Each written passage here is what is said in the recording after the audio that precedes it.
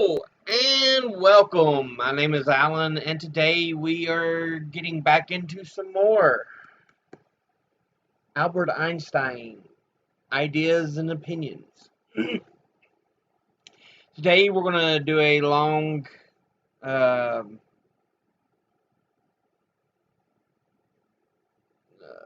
article, paper, whatever you wish to say, called The World as I See It. So this will go, it's a pretty good, compared to the ones we had been reading, it's a pretty good sized length piece here. It's originally published in Forum and Century, volume number 84, page 193 through 194. The 13th in the Forum series. Living Philosophies.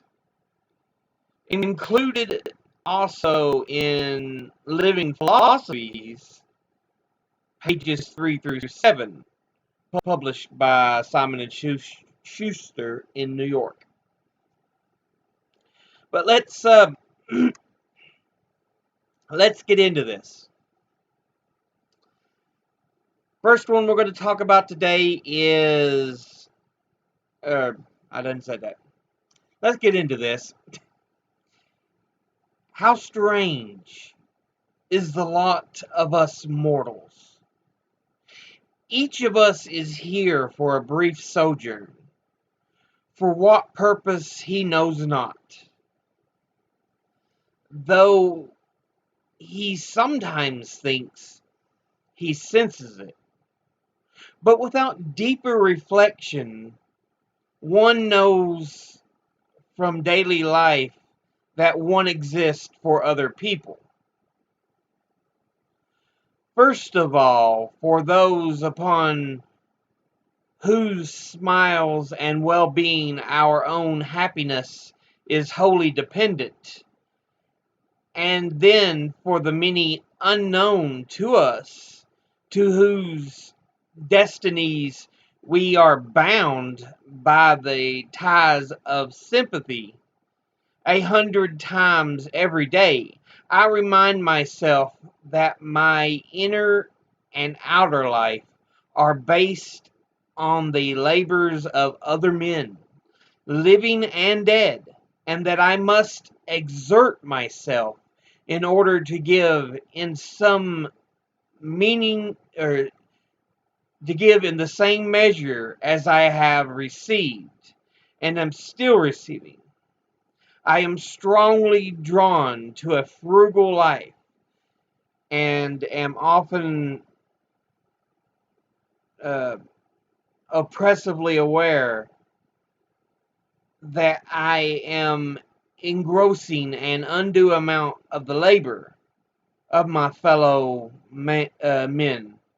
I regard class distinctions as unjustified and, in the last resort, based on force. I also believe that a simple and unassuming life is good for everybody, physically and mentally. I do not believe in human freedom in the philosophical sense. Everybody acts not only under external compulsion, but also in accordance with inner necessity. Schopenhauer's saying, a man can do what he wants, but not what he wants, has been a very real inspiration to me since my youth. It has been a continual consolation in the face of life's hardships, my own and others, and an unfailing wellspring of tolerance. This realization mercifully mitigates the easily paralyzing sense of responsibility that prevents us from taking ourselves and other people all too seriously. It is conducive to a view of life which in particular gives humor its due. To inquire after the meaning or object of one's own existence or that of all creatures has always seemed to me absurd from an objective point of view. And yet everybody has certain ideas which determine the direction of his endeavors and his judgments. In this sense, I have never looked upon ease and happiness as ends in themselves. This ethical basis I call the idea of a pigsty. The ideas which have lighted my way and time after time have given me new courage to face life cheerfully have been kindness, beauty, and truth. Without the sense of kinship with men of like mind, without the occupation with the objective world, the eternally unattainable in the field of art and scientific endeavors, life would have seemed to be empty,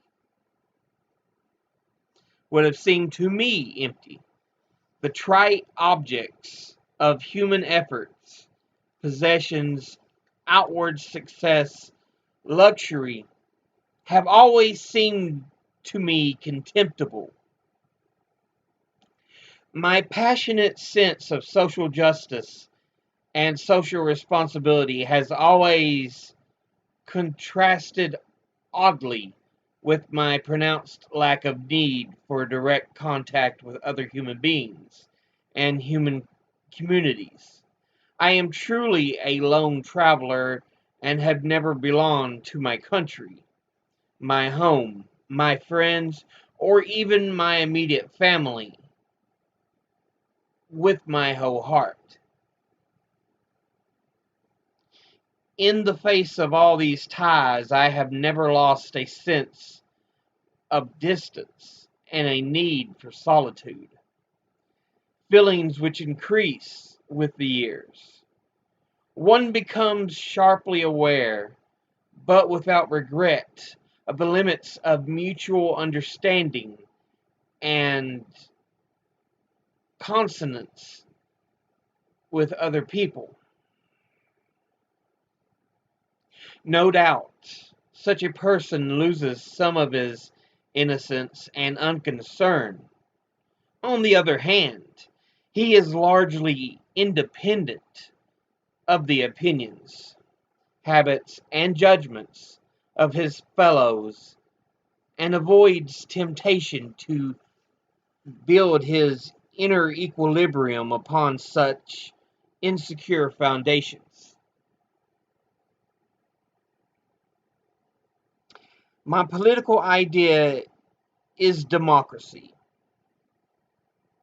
Let every man be respected as an individual, and no man idolized. It is an irony of fate that I myself have been a recipient of excessive admiration and reverence from my fellow beings through no fault and no merit of my own.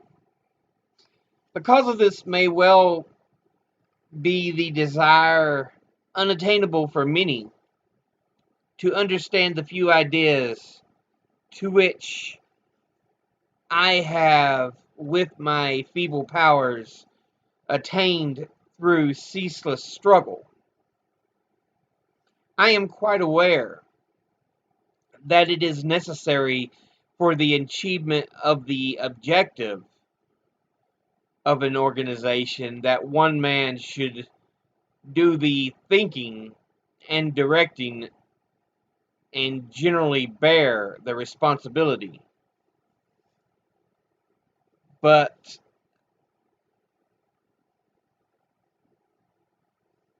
the led must not be coerced. They must be able to choose their leader. An autocratic system of coercion, in my opinion, soon degenerates. For force always attracts men of low morality, and I believe it to be an invariable rule that tyrants of genius are succeeded by scoundrels. For this reason, I have always been passionately opposed to systems such as we see in Italy and Russia today. The thing that has brought discredit upon the form of democracy as it exists in Europe today is not to be laid to the door of democratic principle as such, but to the lack of the stability of governments and to the impersonal character of the electoral system. I believe that in this respect, the United States of America have found the right way. They have a president who is elected for a sufficiently long period and has sufficient powers really to exercise his responsibility. What I value, on the other hand, in the German political system is the more extensive provision that it makes for the individual in case of illness or need. The really valuable thing in the pageant of human life seems to me not the political state, but the creative sentient individual, the personality. It alone creates the noble and the sublime, while the herd, as such, remains dull in thought and dull in feelings. This topic brings me to that worst outcrop of herd life, the military system, which I abhor. That a man can take pleasure in marching in fours to the strains of a band is enough to make me despise him. He has only been giving his big brain by mistake. Unprotected spinal marrow was all he needed. This plague spot of civilization ought to be abolished with all possible speed. Heroism on command, senseless violence, and all of the loathsome nonsense that goes by the name of patriotism. Lo, how passionately I hate them. How vile and despicable seems war to me. I would rather be hacked in pieces than take part in such an abominable business. My opinion in the human race of the human race is high enough that I believe this bigotry would have disappeared long ago, and the sound sense of the people's not been systematically corrupted by commercial and political interests acting through the schools and the press. The most beautiful experience we can have is the mysterious, it is the fundamental emotion which stands at the cradle of true art and true science. Whoever does not know it and can no longer wonder, no longer marvel, is as good as dead, and his eyes are dimmed.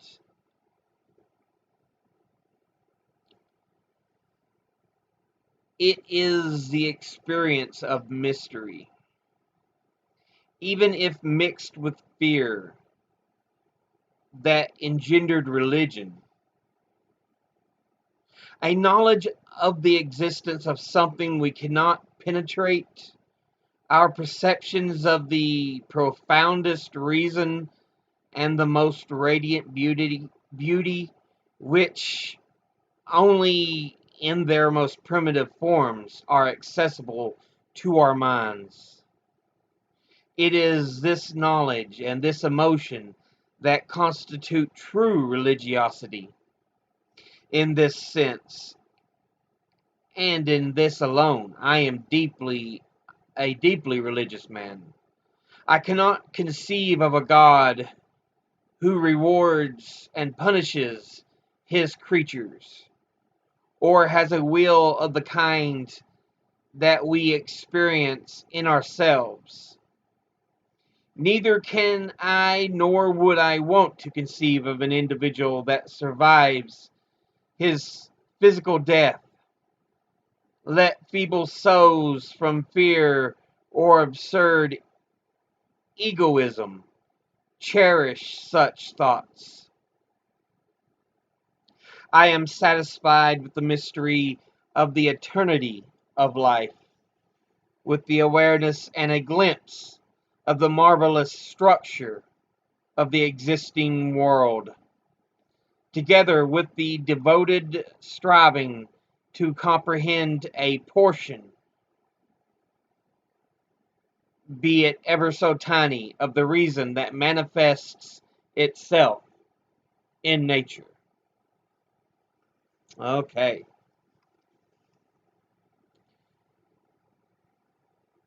So, just as the title says, The World as I See It is, it's just a general synopsis on a number of issues.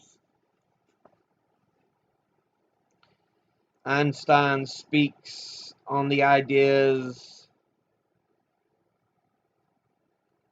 that, there are those who put a lot more in and those who take a lot more out into our system of human being, um, you know, despite the effort that's always given mentally or physically. He believes in living a frugal life, not trying to live beyond his needs, but he believes he should try to do what he can to exert himself to give back because he feels kind of bad uh, taking and receiving what he does from society. Um,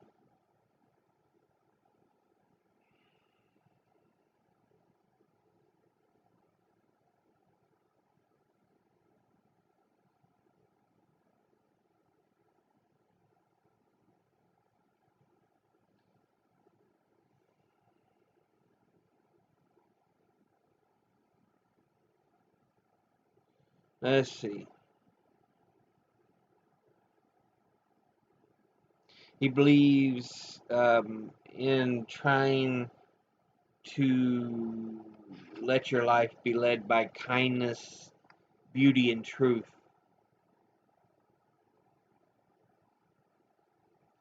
Um,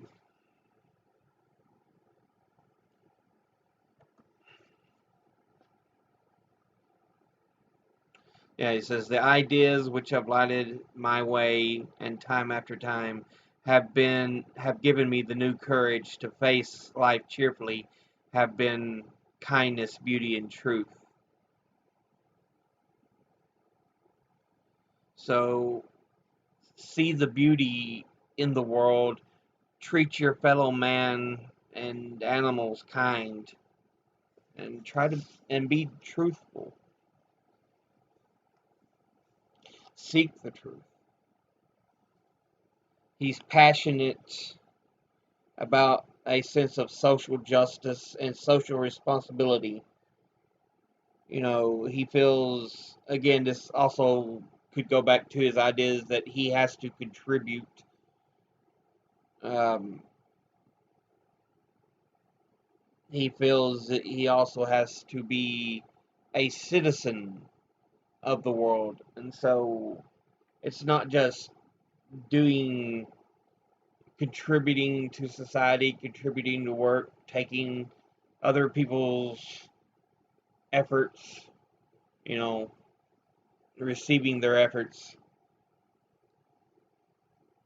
in the sense, what they work at, whether it's working at thankless jobs like today would be fast food and stuff like that, but there are other jobs like that too.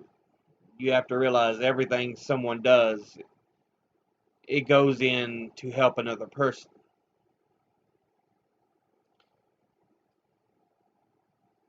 And Einstein himself is talking about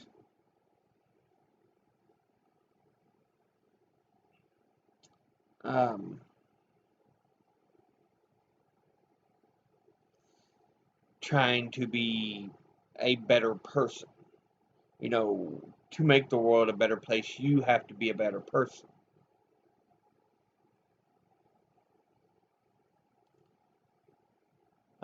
He talks about how he believes democracy is idea as a political system.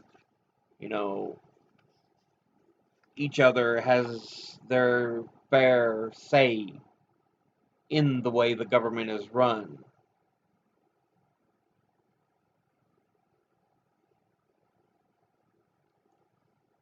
Um, and then he talks about how some people tend to lead almost a herd life. They're cattle. They don't act on their own. They don't think on their own. It's just you go through the daily runs of life over and over. Why? You know. And he talks about the need for individualism. And he also talks about how the military helps push this herd life. Which you think about it, you're trained in the military to act a certain way and everything.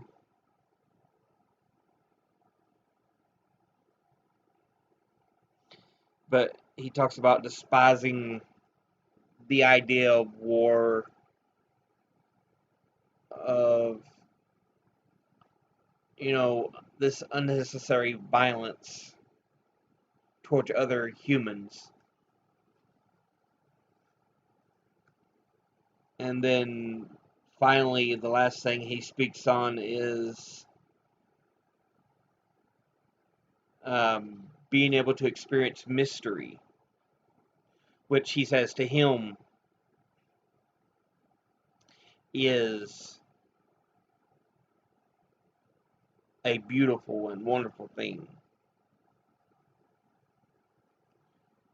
Um, Even if it helped produce religion, because it's a fear of mystery, that ability to experience mysterious should not be so much feared as it should be just part of the human experience. At least that's kind of what I'm taking from his writing here. But that will be it. I'll see you all in the next episode. Until then, As always, if someone tries to tell you, as okay, let me try this again. As always, educate thyself. Think, read, study, learn. Someone tries to tell you something you have trouble believing, ask them to cite their sources. But until the next episode, guys, later.